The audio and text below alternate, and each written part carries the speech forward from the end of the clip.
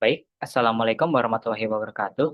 Perkenalkan sebelumnya nama saya Aditya Cahya Nugroho dengan NIM M0403241109. Dan pada kesempatan kali ini saya akan menjelaskan terkait dengan UX case study terkait dengan fitur tarik tunai aplikasi pada link aja. Untuk presentasi kali ini adalah untuk kelas project presentation pada mata kuliah desain pengalaman pengguna paralel kedua. Baik, untuk selanjutnya adalah pada yang pertama adalah project overview atau fokus pada proyek ini. Jadi, fokus pada proyek ini adalah terhadap aplikasi link aja. Link aja dipilih karena merupakan wujud dari sinergi raksasa BUMN yang mana untuk mengevaluasi UX-nya pada aplikasi ini sangat menarik karena perbaikan kecil pada fiturnya akan langsung berdampak besar pada kemudahan transaksi jutaan masyarakat terutama di Indonesia. Untuk selanjutnya adalah setelah kita sudah mencari tahu dari aplikasi apa yang ingin ditekuni atau didalami, selanjutnya adalah task overview atau fokus task yang ingin didalami atau fitur-fitur yang ingin didalami. Untuk selanjutnya adalah task utama yang dipilih pada kasus ini adalah melakukan proses tarik tunai saldo menggunakan aplikasi link aja di ATM dengan tujuannya untuk mendapatkan uang tunai fisik dengan segera agar dapat menyelesaikan baik itu pembayaran di gerai ataupun warung yang tidak menyediakan fasilitas pembayaran digital. Nah, untuk konteks penggunaannya adalah ketika ingin melakukan transaksi, namun pihak yang bersangkutan belum bisa kris atau pembayaran non-tunai lainnya, termasuk transfer bank. Pada umumnya, pengguna itu berada di dalam kondisi terburu-buru atau waspada. Jadi ini adalah konteks penggunaan dari tas tersebut. Nah, untuk selanjutnya adalah perangkat dan lingkungan penggunaannya. Kenapa penting untuk dijelaskan? Karena bisa dibilang untuk perangkat dan lingkungannya itu yang paling berkaitan erat dengan segi usernya atau penggunanya. Jadi pengguna itu membutuhkan apa sih pada kasus ini? Pengguna itu membutuhkan smartphone dengan koneksi internet yang stabil dan berada di area yang memiliki satu mesin ATM atau merchant mitra terdekat. Nah, untuk selanjutnya adalah bagaimana sih produk sejenis atau kompetitornya. Salah satu contohnya adalah GoPay. GoPay itu pada pengelompokan banknya itu lebih familiar dan visualnya itu langsung menampilkan logonya. Juga tidak menggunakan istilah yang membingungkan seperti Himbara yang dilakukan pada aplikasi link aja. Lalu untuk selanjutnya adalah Dana. Dana itu pada layar konfirmasinya itu memiliki hierarki visual yang baik, di mana user dapat melihat secara jelas perbedaan dari biaya admin dan juga jumlah yang ditarik saldonya. Seperti itu. Jadi pada kasus ini kompetitor itu lebih unggul dalam menerapkan prinsip recognition rather than recall, mengenali daripada mengingat. Nah, untuk selanjutnya adalah stakeholder apa saja sih dari aplikasi Link Aja ini. Kenapa penting? Karena bisa dibilang ini adalah fokus utama yang nanti akan kami bahas ke depannya, yaitu dari segi pengguna, yaitu sebagai pelaku utamanya, Link Aja sebagai platformnya atau penyedia sistem yang memfasilitasi proses autentikasi dan juga konfirmasi, dan yang terakhir adalah mitra fisiknya atau ATM dan juga merchant. Yang mana ATM dan juga merchant itu menjembatani antara pengguna dan juga platform dari Link Aja. Gitu. Untuk selanjutnya adalah target usernya. Kenapa ini penting? Karena bisa dibilang dari antara seluruhnya itu target user atau pengguna yang difokuskan itu bisa dibilang adalah sesuatu hal yang mandatori atau yang bisa dibilang khusus, bisa dibilang wajib untuk diketahui. Kenapa?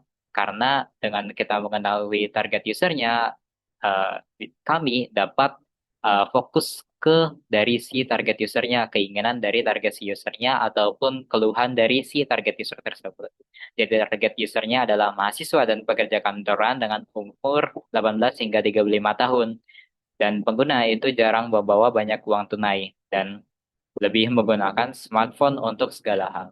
Dan juga untuk yang kedua adalah pengguna tersebut merupakan pengguna komputer atau pengguna transportasi umum, di mana kepraktisan itu adalah prioritas utama bagi mereka. Untuk selanjutnya adalah tujuan utama untuk melakukan tes tersebut. Tujuan utama dari melakukan penarikan saldo adalah untuk mencairkan saldo digital menjadi uang fisik secepat mungkin. Apalagi ketika sedang berada di transaksi yang dimana gerainya tersebut tidak menerima pembayaran digital. Nah, untuk selanjutnya adalah usability goals. Kenapa usability goals itu penting? Karena ini adalah goals atau tujuan yang akan kami bisa dibilang penuhi untuk ke bagian akhirnya, yaitu effective to use, efficient to use, dan juga safe to use. Ini adalah 3 poin yang saya pilih pada kasus ini. Effective use itu apa? Effective use itu kode yang dihasilkan itu harus valid ketika dimasukkan ke ATM. Yaitu bisa dibilang eh, benar atau tidaknya. Seperti itu. Lalu untuk efficient to use. Efisien itu langkahnya ketika mereka kode harus cepat. Yaitu terkait dengan waktu. Lalu untuk yang terakhir adalah safe to use. Karena ini melibatkan uang dan juga kode rahasia, maka bisa dibilang untuk keamanan itu adalah sesuatu hal yang mandatory atau hal yang wajib. Seperti itu. Nah, untuk yang selanjutnya adalah untuk helpful dan juga satisfying, yaitu untuk goals dari UX design. Nah, helpful dan satisfying pada kasus ini adalah salah satu contohnya untuk helpful adalah penyelamat yang sangat membantu pada saat pengguna krisis uang tunai. Untuk satisfying itu kepuasan ketika proses konversi saldo digital menjadi uang fisik. Nah, untuk selanjutnya adalah masalah atau resiko jika fitur ini tidak dirancang dengan baik. Salah satu risiko terbesarnya adalah ATM error atau uang tidak keluar, tapi saldo link aja sudah terpotong. Hal ini pasti akan menimbulkan kepanikan yang luar biasa kepada pengguna karena sudah kehilangan uang, terlebih lagi kalau semisal pengguna itu berada di dalam transaksi tunai yang mendesak. Maka dari itu, penanganan error atau error handling itu harus sangat jelas dan juga sangat cepat. Seperti contohnya adalah seperti ini, di mana seharusnya di sini itu salah satu contohnya adalah terdapat telepon untuk ke call center. Tapi biasanya untuk ATM itu terdapat informasi call center di bagian atas maupun di bagian bawah dari sistem. Seperti itu. Nah, untuk selanjutnya adalah UX mapping. Kenapa UX mapping itu penting atau memetakan dari UX ke produk existing itu penting? Karena dari artefak-artefak yang sebelumnya sudah dibahas tadi dari segi tasknya yang akan difokuskan, itu akan dilihat lagi di bagian mana sih lebih tepatnya user itu atau target user itu merasa kesulitan ketika mengoperasikan dari si aplikasi tersebut. Jadi di sini salah satu contohnya adalah eh, pada bagian selesai atau menyimpan kode token. Jadi dari stage memulai, masuk, mengakses, hingga ke selesai akan dideskripsikan atau didetailkan terkait dengan actionnya, seperti membuka aplikasi, masuk ke menu, ataupun touch point-nya, di mana seperti di home screen, di tombol tarik saldo, atau di tombol lainnya, dan juga bagaimana dia berpikir, saldo cukup atau tidak, emotionnya ragu, ataupun bingung, ataupun waspada, dan juga pain points-nya seperti di bagian mana sih ternyata bisa dibilang merasakan sakit atau tidak enak, yaitu ketika informasi saldonya ternyata kecil atau kurang, dan juga untuk terakhir adalah efeknya. Salah satu contohnya adalah user lama di dashboard, atau user bisa dibilang memampangin dashboard secara terus-menerus. Nah, hasilnya adalah di mana user yang paling mungkin gagal atau berhenti atau menyerah, yaitu di bagian bisa dibilang menyimpan kode token atau di bagian paling akhir. Di mana untuk menyimpan kode token biasanya itu terdapat timer sekitar 40 hingga 1 jam untuk bisa dibilang kode tokennya itu kadaluarsa. Maka dari itu, untuk penyimpanan ini dan juga hal yang terkait dengan itu, indikator dari usernya itu biasanya terlihat tegang atau ketika menghadapi batasan di sistem. Nah, untuk selanjutnya setelah tahu user itu kesulitan di bagian mana dengan cara mendetailkan keseluruhan dari step by step-nya, selanjutnya adalah memvalidasi apakah benar user itu terasa kesulitan di bagian akhir ini, ataukah ternyata user kesulitan di bagian yang lainnya. Maka dari itu dilakukan problem validation dengan cara apa? Dengan cara adalah wawancara salah satunya, yaitu menggunakan metode pada kasus ini saya menggunakan metode empathy review yang digabungkan dengan test-based usability testing. Jadi akan dilakukan interview dengan lebih mengarah ke empati, yaitu mengarah ke bagaimana sih ternyata dari si tester ini merasakan hal-halnya seperti itu. Dan juga test-based usability testing di mana user itu melakukan sesuatu task yang sesuai dengan fitur yang kita sudah rencanakan sebelumnya. Seperti itu. Eh, untuk test-based usability testing itu memberikan skenario darurat kepada 3 responden untuk melakukan simulasi direct to knife via ATM menggunakan aplikasi Link Aja. Setelah melakukan text-based usability testing, akan terdapat beberapa pertanyaan terkait dengan sesi task-based tersebut, dari mulai pengalaman terakhir hingga ke harapan memilih opsi direct to knife.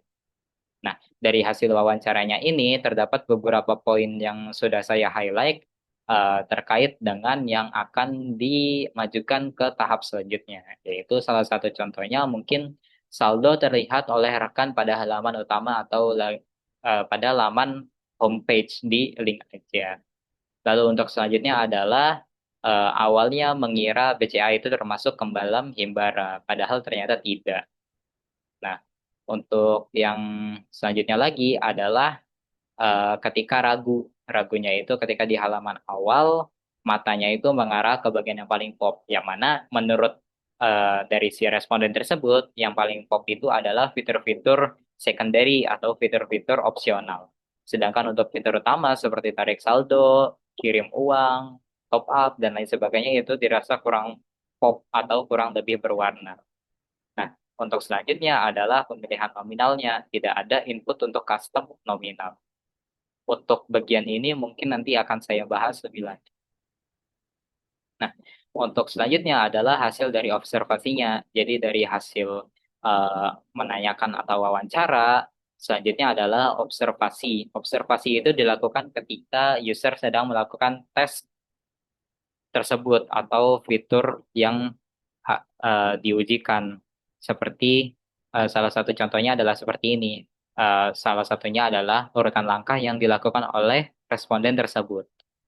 Jadi terdapat beberapa poin-poin juga, dan juga hasil observasi tidak berhenti pada urutan langkah yang dilakukan, tetapi juga titik berhenti ragunya, salah kliknya, waktu berpikirnya, ekspresinya, hingga ke kutipan-kutipan yang dilontarkan oleh responden ketika sedang melakukan text-based usability testing.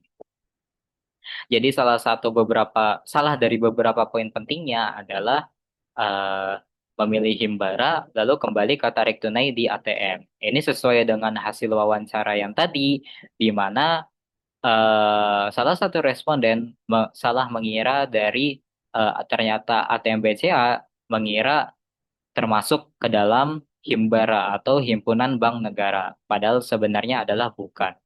Lalu untuk yang kedua adalah berhenti sejenak ketika memilih nominal, lalu ke pemilihan nominal kembali. Kenapa melakukan ini? Di kutipan langsungnya terdapat beberapa detail penting, yaitu bahwa salah satu responden itu kesulitan untuk memilih nominal yang dia inginkan, yaitu pecahan 50.000. Ternyata di sini tidak bisa seperti itu. Nah, untuk selanjutnya adalah di sini terdapat salah satu contoh wawancara yang saya lakukan kepada salah satu responden, dengan konteks dari responden tersebut adalah mahasiswa pengguna dompet digital dengan frekuensinya sebanyak 1 kali seminggu. Nah, di sini terdapat empati map. Empati map itu apa? Empati map itu seperti yang terlihat di sini terdapat beberapa hal-hal atau kategori yang sesuai dengan psikologis dari pengguna tersebut. Seperti contohnya adalah apa yang dilihat oleh pengguna, apa yang pengaruhnya dari luar, apa yang dikatakan dan dilakukannya, apa yang dipikirkan dan dirasakannya, bagaimana hambatannya, dan bagaimana membuatnya berhasil atau lega. di mana untuk gains ini biasanya adalah kebalikan dari pains-nya, atau bisa dibilang jawaban dari si pains-nya ini. Nah, untuk salah satunya dari responden ini eh, adalah untuk di bagian here atau pengaruh dari luar, itu poin utamanya adalah menyadari ada rekan di sebelahnya yang bisa melihat layar HP-nya. Jadi pengaruh dari luarnya itu adalah rekannya, di mana rekannya itu bisa melihat layar HP-nya ketika di homepage yang mana terdapat eh, terdapat nominal saldo yang terdapat di aplikasi tersebut, yang mana dia merasa risih terhadap hal tersebut karena dia tidak ingin informasi saldonya itu terlihat oleh rekannya atau temannya di sebelah. Nah, poin ini akan masuk ke dalam pains-nya, yaitu merasa tidak nyaman secara privasi karena tidak ada fitur hide saldo. Dan dijawab ketika di gains-nya adalah eh, yaitu kebalikan dari si pains-nya, yaitu merasakan kelancaran dari navigasi dan juga yakin memilih ATM BCA karena responden tersebut sudah mengetahui lokasi-lokasi dari ATM BCA. Nah, untuk selanjutnya adalah Customer Journey Map. Kenapa untuk Empathy Map saja itu tidak cukup? Karena untuk Customer Journey Map itu akan memvisualisasikan dari segi emosi pengguna. Dari semisal contohnya di sini adalah anjloknya dari kondisi netral menjadi kaget dan pasrah. Eh, jadi di sini lebih ditekankan terkait dengan emosinya dan juga actionnya. Jadi untuk beberapa stage-nya itu terdapat action-nya dan juga thinking-nya dan akhirnya ke emotion-nya. Nah, untuk yang terakhir adalah titik kegagalan terbesar, beban kognitif dan juga emosi negatif tertinggi. Nah, dari antara semua ini mungkin saya highlight terdapat dua poin-poin penting, yaitu pain points-nya atau titik masalahnya. Di mana salah satunya adalah saldo terekspos dan keduanya adalah opsi custom nominal. Seperti itu. Ini adalah salah satu contoh hasil wawancara terhadap salah satu responden. Sedangkan untuk responden lainnya dapat dilihat pada link yang akan diberikan selanjutnya. Nah, dari antara hasil wawancara terhadap tiga responden tersebut akan dilakukan sintesis di mana poin masalah utamanya digeneralisir atau dihitung sebanyak berapa orang sih yang menyatakan masalah yang sama. Seperti di sini, salah satu contohnya adalah dua dari tiga user merasa frustasi akibat ketiadaan opsi input nominal manual atau yang fleksibel. Nah, dari antara seluruh poin masalah-masalah yang sudah dicatat, akan dipilih sebanyak tiga UX issues atau tiga isu atau masalah dari segi user experience yang paling berdampak terhadap keseharian dari si ketiga responden tersebut. Yang pertama adalah untuk nominal spesifik, di mana sistem itu tidak bisa untuk input manual, mismatch mental model, di mana pengelompokan bank seperti Himbara itu tidak intuitif, sehingga bisa memicu salah klik atau salah persepsi.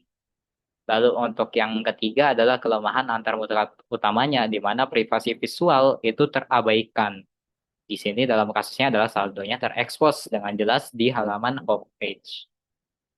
Nah, untuk selanjutnya, setelah mengetahui masalah yang paling prioritas dari ketiga responden tersebut adalah membuat user personanya dari ketiga responden tersebut, point of view-nya, dan how might we-nya. Jadi setelah melakukan proses wawancara, kami akan melakukan generalisir terhadap siapa sih yang sebenarnya harus kami dengarkan, yaitu siapa sih user utama dari si aplikasi ini gitu. Nah, user persona yang sudah saya buat adalah di sini salah satu contohnya adalah Raka dengan usia 20 tahun, di mana statusnya adalah sebagai mahasiswa aktif, pengguna dompet digital. Dengan karakteristiknya itu terbiasa bertransaksi cashless dan hanya menggunakan uang tunai sebagai cadangan untuk jajan di warung, beli bensin, atau area yang mendukung kris. Jadi untuk semuanya ini adalah didasarkan pada hasil responden tersebut, di mana hasil pertanyaannya atau jawabannya dari pertanyaannya itu akan dimasukkan semuanya ke dalam user persona ini. Di mana keseharian dari si responden sebelumnya pada tahap wawancara itu akan dimasukkan atau akan digeneralisir menjadi satu orang yaitu bernama Raka dengan usia 20 tahun. Dengan jobs to be done-nya adalah fungsional, itu mengekspresi dari e-wallet menjadi fisik.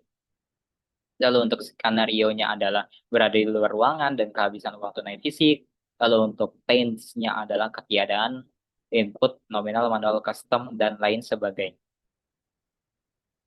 Nah, untuk gains dan juga influencer trends-nya adalah sebagai berikut. Di mana gains itu adalah yang di kebalikan dari paints-nya, yaitu antar mukanya ternyata sudah simpel dan familiar, alurnya itu sudah linear dan juga jelas, dan transparansi informasi rincian biaya itu sudah bisa dibilang bagus.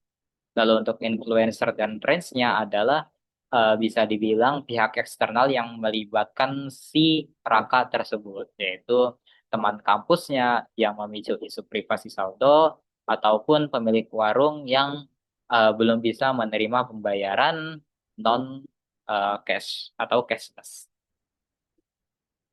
Nah, untuk selanjutnya adalah POV atau point of view. Jadi POV itu digunakan untuk mendefinisikan dari masalah inti tersebut secara fokus dan berpusat. Jadi dari antara sebuah pengguna, yaitu seorang raka, dan juga memiliki kebutuhan untuk menarik uang tunai yang spesifik, itu akan dilihat insight-nya atau wawasannya. Akan dibuat wawasannya, yaitu karena ia menarik uang tunai murni untuk kebutuhan mendesak, seperti jajan atau membeli bensin yang belum mendukung kris, sehingga merasa terhambat dan dipaksa menyesuaikan diri jika sistem hanya menyediakan pilihan nominal baku yang terlalu besar. Ini adalah salah satu bentuk empati yang dilakukan terhadap salah satu subjek yaitu Raka. Jadi kami berusaha uh, mengetahui atau menjadi di atas sepatunya Raka atau berada di atas sepatunya Raka di mana Raka itu merasa demikian. Gitu. Nah, untuk selanjutnya adalah how might we, yaitu bagaimana cara kita bersikap atau bagaimana pertanyaan yang harus kami ajukan terhadap apa sih yang sebenarnya benar-benar dibutuhkan oleh Raka. Jadi ada yang terlalu makro ataupun ada yang terlalu sempit.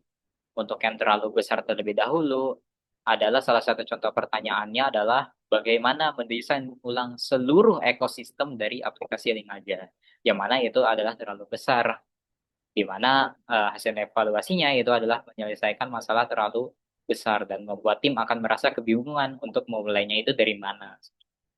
Nah, untuk yang terlalu sempit itu bagaimana? Yang terlalu sempit itu bagaimana mendesain ulang kolom input teks untuk mengetik angka, di mana ya udah berarti tim itu sudah tahu kalau kita itu berarti harus di kolom input yang mengetik angka gitu, tidak ada ideation atau idea-idea lainnya yang terpikirkan, yang mana itu akan mematikan dari segi kritis atau segi eh, penambahan ide-ide yang akan dikeluarkan oleh tim.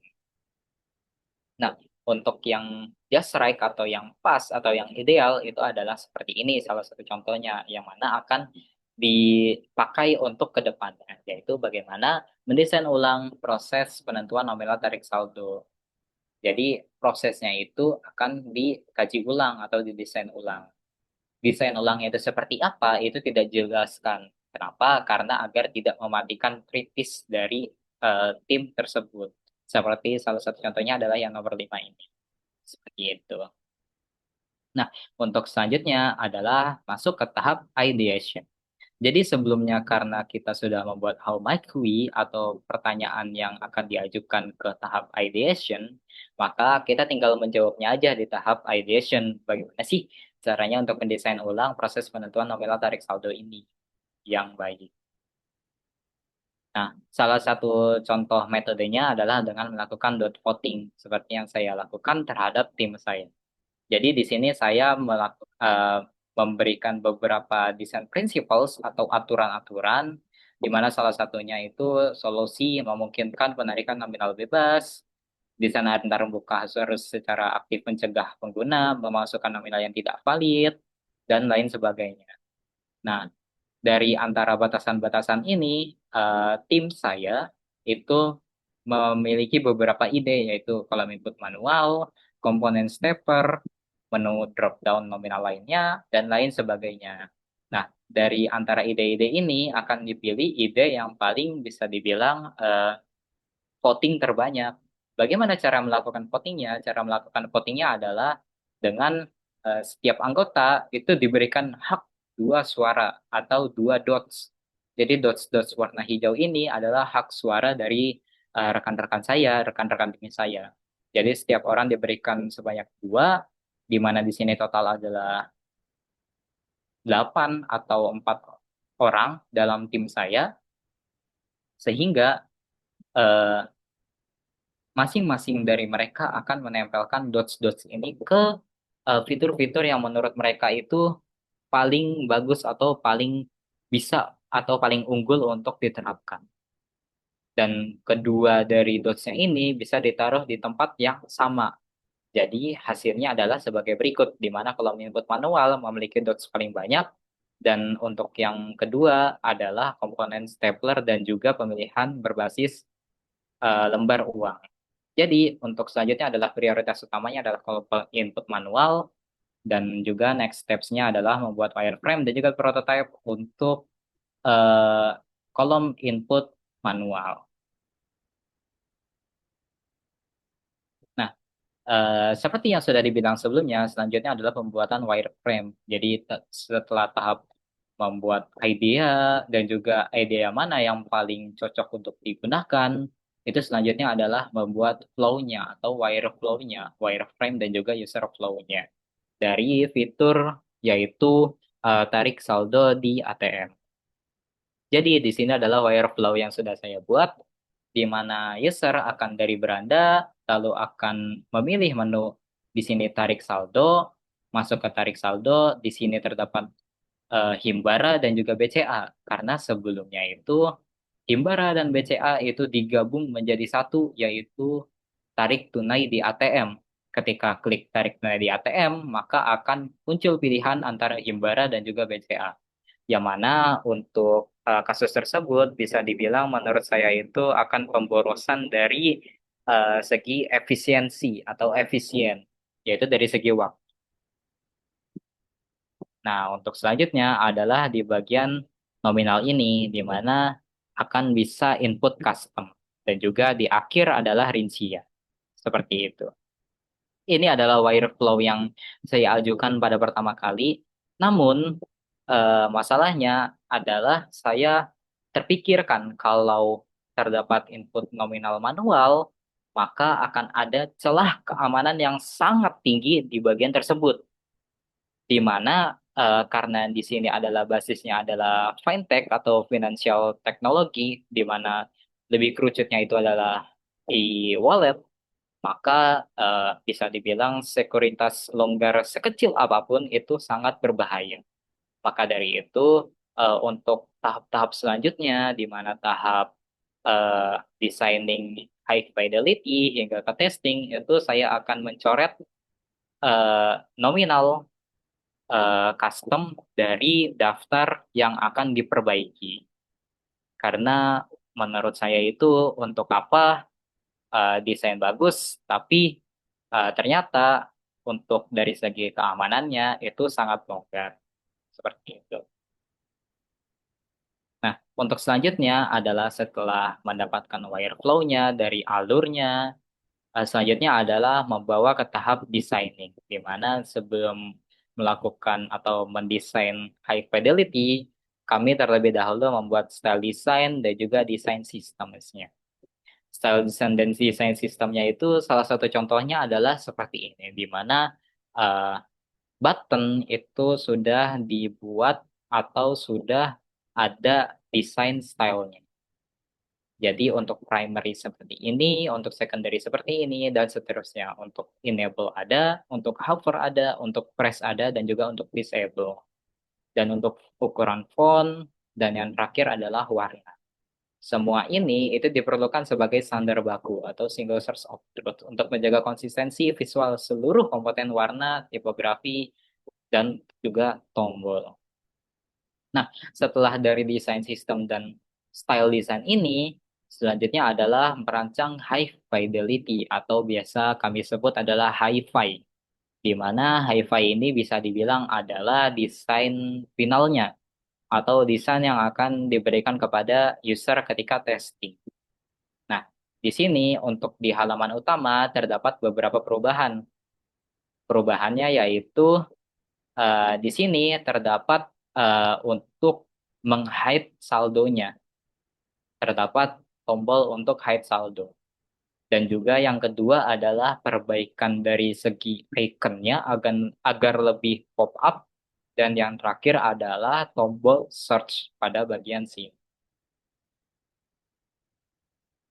Untuk tombol search itu diajukan oleh rekan tim saya, sehingga bisa dibilang eh, kata beliau itu tombol search itu penting karena eh, bisa dibilang link aja itu mempunyai fitur yang cukup banyak di dalam aplikasinya. Sehingga untuk menghemat waktu di mana UX goals kita sebelumnya tadi adalah untuk efisien to use, maka dari itu tombol search itu sangat penting untuk ditambahkan pada kasus ini.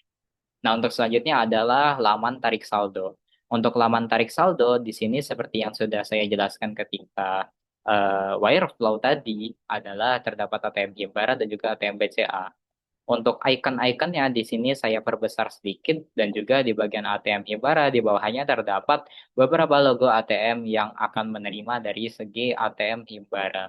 Dan juga setelah itu, dan selain itu, terdapat tambahan berupa eh, bisa dibilang informasi atau detail tentang biaya adminnya berapa. Di sini semisal contoh ATM BCA dengan biaya admin 5.000 dan lain sebagainya. Karena sebelumnya pada kasus tahap wawancara terdapat satu responden yang mana itu kembali ke laman sebelumnya karena baru saja melihat kalau biaya adminnya itu terlalu besar sehingga uangnya tidak cukup. Seperti itu.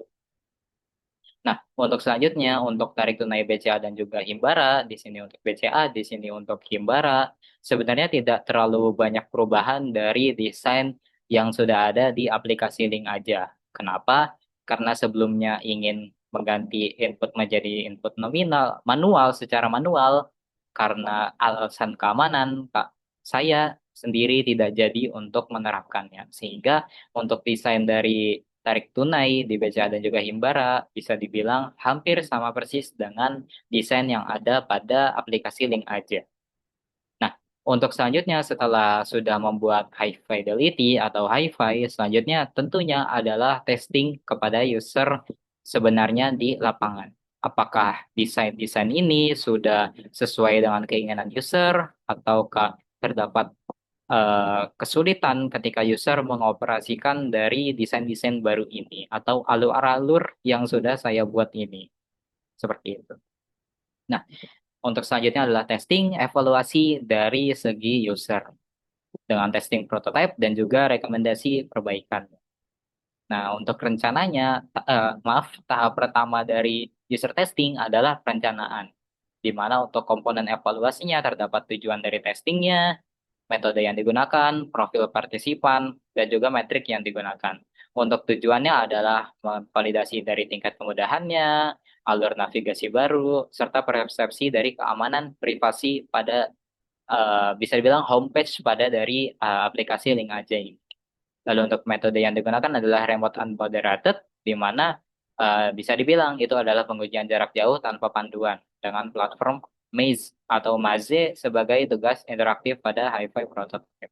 Untuk profil partisipan dimulai dari jumlahnya adalah minimal sebanyak 10 orang, karakteristiknya adalah mahasiswa dengan setidaknya menggunakan e-wallet 1 sampai 2 kali selama seminggu. Untuk kesesuaian personanya adalah bisa dibilang 100% untuk harus cocok dengan persona dari Raka, yaitu mahasiswa dan juga 20 tahun. Bisa juga mahasiswa dengan umurnya tidak 20 tahun, misalkan 19 hingga rentang 21 hingga 22 tahun.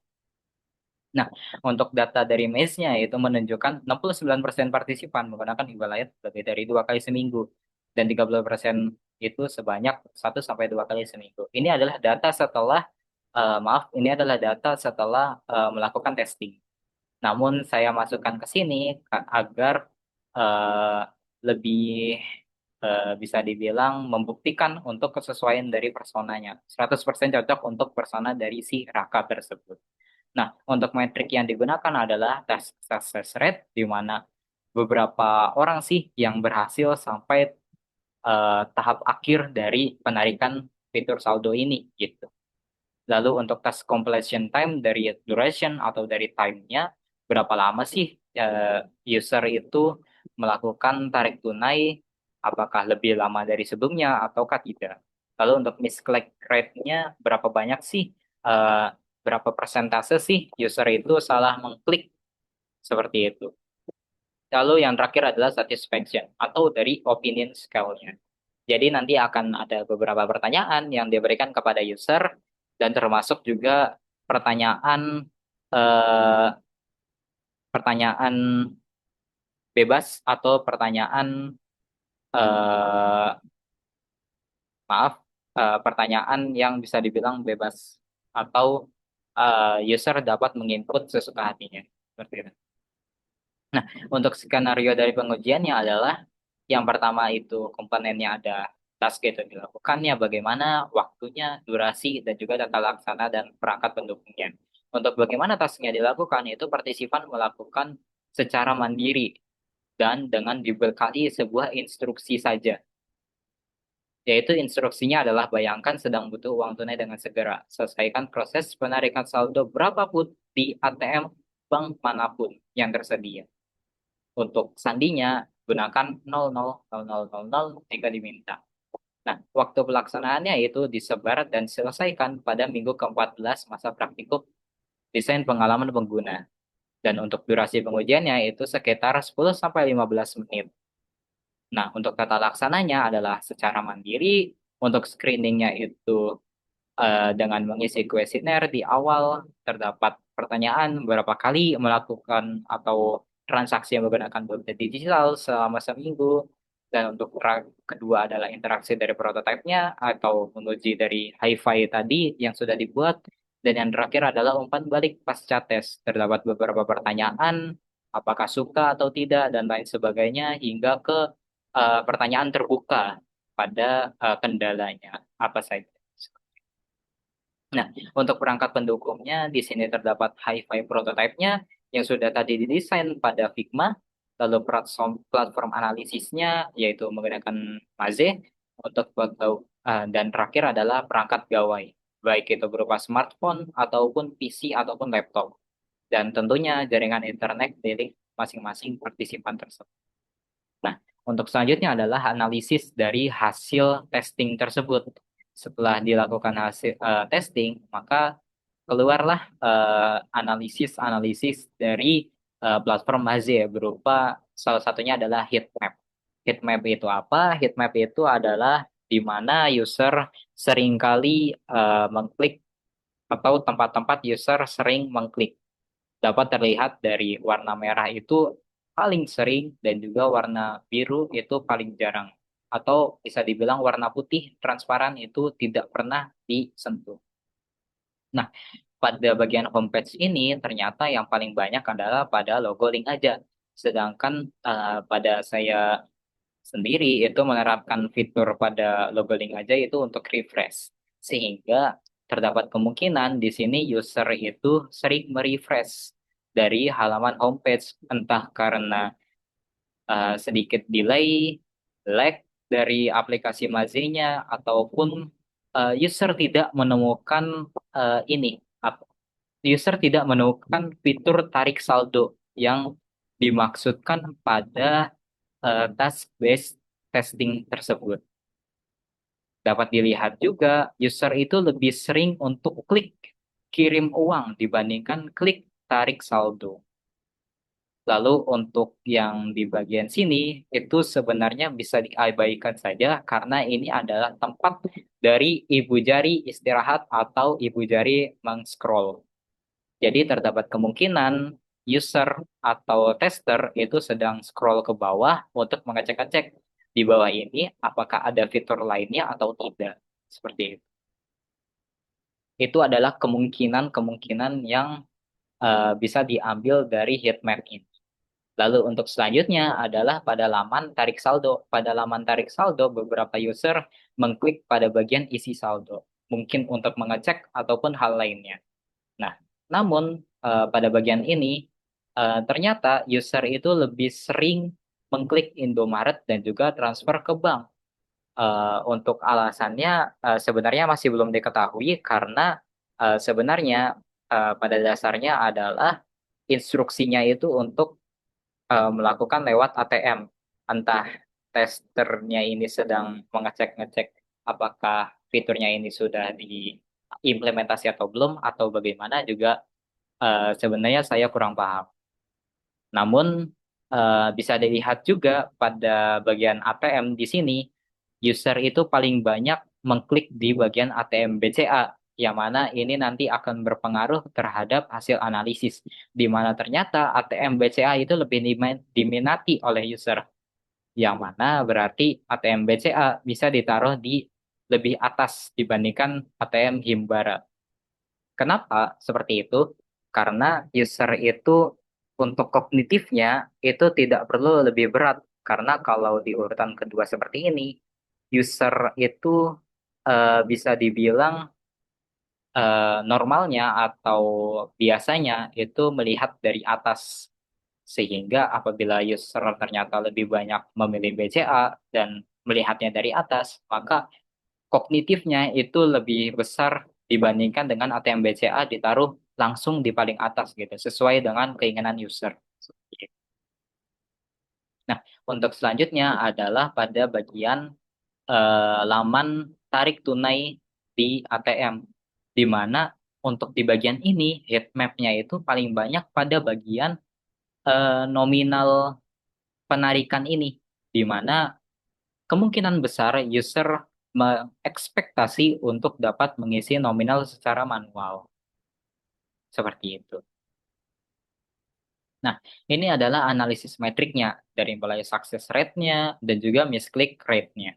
Di mana success rate-nya itu ternyata berada di angka 100%, yaitu dengan drop out-nya sudah pasti 0%. Dan ternyata di balik angka success rate 100% ini terdapat misclick rate sebanyak 47,1%. Ini menandakan bahwa setengah dari user itu salah mengklik atau mengklik hal yang tidak sesuai dengan instruksi pada awal. Seperti itu. Nah, selain dari analisis metrik dan juga analisis heat map, terdapat analisis single is question atau analisis berupa pertanyaan. Di mana untuk pertanyaan pertama adalah secara keseluruhan mudah atau sulit proses penarikan tunai. Hasilnya adalah sebanyak 82% responden itu merasa alur berjalan lancar, yaitu dari skor 4 hingga 6. Seperti itu. Nah, untuk selanjutnya adalah saat diminta memilih bank tujuan di ATM, Anda sempat mengalami kebingungan atau salah klik. Dari antara 11 responden, ternyata sebanyak 4 responden itu salah mengira bank yang dicari ada di kategori atau kelompok lain. Yang berarti kemungkinan besar adalah banyak dari user juga masih salah memilih antara eh, apakah BCA itu termasuk ke dalam Himbara atau tidak. Maka dari itu bisa dibilang kesimpulan saya yang sebelumnya yaitu BCA ditaruh lebih di atas itu lebih bisa dibilang dibuktikan di sini. Nah, untuk selanjutnya adalah pertanyaan tentang penilaian keamanan privasi. Dari 11 responden, average skornya adalah 5,3 dari skor 6, yang mana berarti akumulasi 82% itu merasa percaya atau merasa keamanan privasinya itu sangat aman. Seperti itu. Nah, untuk yang terakhir adalah pertanyaan terbuka. Sayangnya pada kasus ini jawabannya rata-rata adalah tidak ada kendala yang dialami ataupun beberapa tester itu hanya menulis tanda titik saja. Padahal di sini saya sudah merencanakan pertanyaan yang lebih mengarah ke pertanyaan memaksa untuk menuliskan kendala yang dialami. Eh, jadi dari antara 11 responden ternyata hanya dua yang merasa terkendala, yaitu partisipan satu adalah tidak bisa menginput nominal custom, yang mana ini sangat penting menurut dia, dan untuk partisipan dua itu eh, dikasih kotak verifikasi seperti app KI akses untuk penarikan tunainya atau sebelum penarikan tunainya gitu. Nah, jadi kesimpulannya adalah secara umum itu alurnya itu udah dirasa aman. Namun ada catatan yaitu dari segi teknisnya, delay lagging, yang mana kemungkinan besar berasal dari platform Maze itu tersendiri ataupun dari platform Figma yang sudah saya buat dari segi hi-fi. Untuk keluhan kedua adalah keluhan tentang mengenai ketiadaan fitur input nominal custom seperti yang dijelaskan sebelumnya, dan juga untuk usulan penambahan kontak verifikasi sebelum penarikan dieksekusi. Nah, baik, untuk selanjutnya adalah hasil dari user testing. Untuk temuan, bukti pendukung, dan juga hubungan UX goals-nya ini, ternyata dari kesimpulannya itu terdapat negatif sebanyak 3 temuan, di mana eh, salah satu negatifnya adalah ketiadaan input nominal custom ataupun hierarkinya buruk, menu utamanya tenggelam, dan yang terakhir adalah istilah himbara itu masih dibingungkan. Dan untuk positifnya adalah opsi penyembunyian saldo itu ternyata sudah berjalan sesuai dengan keinginan pengguna. Seperti itu. Dengan bukti pendukungnya, mungkin di sini ada heat map-nya, salah diklik area 0 rupiah, lalu ada misklik rate-nya tinggi, pada bagian hierarki, lalu untuk salah mengira BCA itu masuk himbara dari segi si heat map-nya. Lalu bagaimana sih hubungannya dengan UX goals-nya? Untuk yang ketiadaan input nominal custom itu berarti efektif dan useful-nya itu terhambat di sini. Dan juga untuk hierarki berandanya, kalau hierarki berandanya buruk, berarti efisien dan juga learnable-nya juga terkendala di sini. Dan lain sebagainya. Jadi salah satu rekomendasinya adalah sediakan kolom input teks manual yang mana mungkin akan harus diujikan lebih lanjut secara formal, lebih formal lagi, maksud saya lebih tinggi lagi, karena ini adalah berkaitan dengan segi keamanan atau sekuritas dari si e-wallet tersebut. Lalu untuk reposisi dari layoutnya, kontras tajamnya, hapus istilah teknis Himbara, yaitu dengan tampilkan logo Bank Mitra secara langsung saja seperti GoPay ataupun Dana.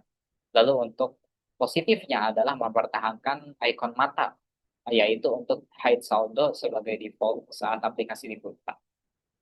Nah, untuk selanjutnya adalah refleksi dan kesimpulan dari saya pribadi setelah melakukan user testing, setelah melakukan dari tahap ideation atau tahap pemilihan dari segi softwarenya dan juga fiturnya hingga ke tahap testing. Refleksi dan kesimpulannya adalah yang salah satunya adalah validasi dari penanganan masalah awalnya. Di bagian refleksinya adalah untuk kelemahan privasi beranda, yaitu di masalah awal adalah status pengenannya itu berhasil ditangani. Namun yang belum berhasil ditangani adalah pada bagian hambatan dari nominal spesifiknya.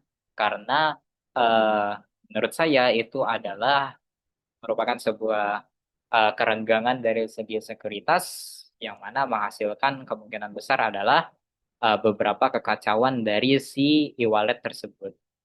Namun banyak user yang beranggapan bahwa itu adalah hal yang normal dari melihat hasil heatmap-nya yang tadi, di mana area RP0, yang mana area untuk input dari si jumlah saldonya itu banyak diklik pada hasil dari heatmap tersebut.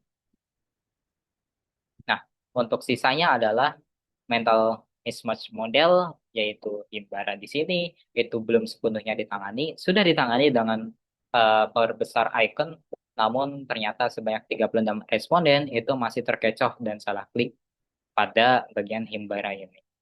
Lalu untuk yang belum berhasil ditangani selanjutnya adalah hierarki visual yang buruk, yaitu untuk menu utama tenggelam. Karena tadi pada heat map pada bagian homepage itu ternyata lebih banyak user yang memilih tarik isi saldo dibandingkan dengan tarik saldo tidak sesuai dengan perintah atau instruksi yang sudah saya berikan sebelumnya. Seperti itu. Nah, untuk status pencapaian dari UX goals-nya adalah dari efficient to use, safe to use, efficient, dan juga satisfying dan helpful. Untuk status tercapainya terdapat dua, untuk belum tercapainya terdapat satu, untuk tercapai sebagiannya terdapat satu. Di mana untuk yang tercapai adalah efektif dan juga safe. Seperti yang sudah saya jelaskan sebelumnya, safe itu di sini berarti keamanan, yang berarti terkait dengan nominal cost. Nah, untuk yang efektif to use atau efektif di sini adalah bisa dan fungsionalitasnya berjalan dapat dibuktikan dengan success rate dari 100%. Nah, untuk efficient to use atau waktunya itu atau langkah-langkahnya lebih sedikit, itu ternyata masih kurang atau belum tercapai, di mana dapat ditandakan dari misclick rate-nya yang 47,1%. Karena kemungkinan itu pengguna bingung melakukan scroll atau terjebak dengan mencoba menekan kolom custom dari nominal. Untuk yang terakhir adalah satisfying dan juga helpful. Kenapa saya uh, tampilkan status tercapai sebagian? Karena secara umumnya itu 82% responden itu menilai alurnya itu sudah berjalan lancar. Namun, kepuasan emosionalnya terhambat akibat sistem yang membatasi dari penarikan pada pecahan nominal bagus saja. Kemungkinan banyak user yang tidak suka dengan nominal bagus, lebih suka nominal secara custom. Nah, eh, untuk selanjutnya adalah insight dan juga saran. Insight dan juga saran dari diri saya pribadi adalah untuk insight design thinkingnya adalah sukses rate 100% itu belum berarti terhindar dari mistake. Seperti yang sudah ada sebelumnya, yaitu sukses rate 100%, ternyata mistake-nya itu juga banyak, yaitu 47,1%. Sehingga aspek UX goals dari efficient use itu ternyata belum tercapai pada kasus ini. Lalu untuk kedua adalah mental model pengguna adalah nomor satu. Dibuktikan dengan masalah pada pecahan 50.000 dan penempatan himbara dan juga BCA.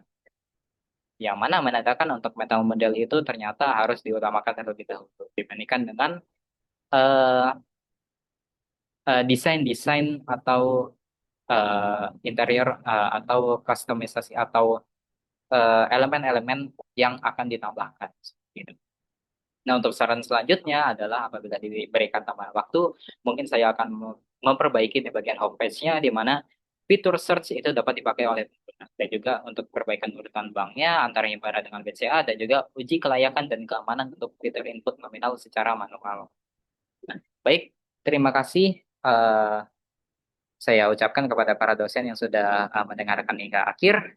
Kurang lebihnya mohon maaf. Wassalamualaikum warahmatullahi wabarakatuh.